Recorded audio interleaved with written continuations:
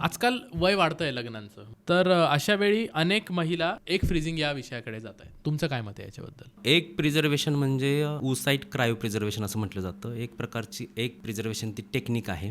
ज्या महिलांना आत्ता जन्म नाही द्यायचा, नंतर जन्म द्यायचा आहे, अशा महिलांमध्ये किंवा ज्यांच्यामध्ये काही फर्टिलिटी रिस्क आहे, अशा महिलांमध्ये हा ऑप्शन सांगितला जातो. तरुण वयातच एग प्रिझर्व केले जातात किंवा फ्रीज केले जातात आणि त्याचा पुन्हा IVFच्या द्वारे वापर केला जाऊ शकतो. ही एक प्रकारे सेफ आहे, असं कुठचंही अगदीच सेफ नाही अशी मेथड नाही. फार तर काय होऊ शकतं, काही केसेसमध्ये हायपर स्टिम्युलेशन होऊ शकतं ओव्हरीजला. परंतु सगळ्यात महत्त्वाचं काय आहे, तुम्ही जे म्हटलं ते एज 35च्या आत किंवा जेवढं लवकर करता येईल तुम्ही तेवढा एग फ्रीज केले तर त्याचा पुढे फायदा होऊ शकतो. दुसरी गोष्ट, या गोष्टीसाठी मानसिक तयारी पाहिजे. म्हणजे ही प्रोसेस आहे, ती चालणारी प्रोसेस आहे, कॉस्ट आहे, त्यानंतर पुन्हा IVFची प्रोसिजर आहे. या सगळ्या गोष्टीने मानसिक तयारी पाहिजे, सगळ्या गोष्टींची इकॉनॉमिकली तयारी पाहिजे. या गोष्टी आवश्यक आहे. परंतु मी सांगू का, माझा सगळ्या युवा पिढीला एक संदेश राहील की वेळ न दवडता बऱ्याचशा गोष्टीमध्ये थोडी ॲडजस्टमेंट करावं लागते. हाताची 5 बोटं सारखी नसतात. कारण आता जोडीदार निवडणं म्हणजे या सध्याच्या काळात थोडं अवघड झालेलं आहे. एक्सपेक्टेशन वाढलेले आहेत. परंतु कुठेतरी तडजोड करून तुम्ही योग्य त्या वयात लग्न केलं तर तुम्हाला या गोष्टी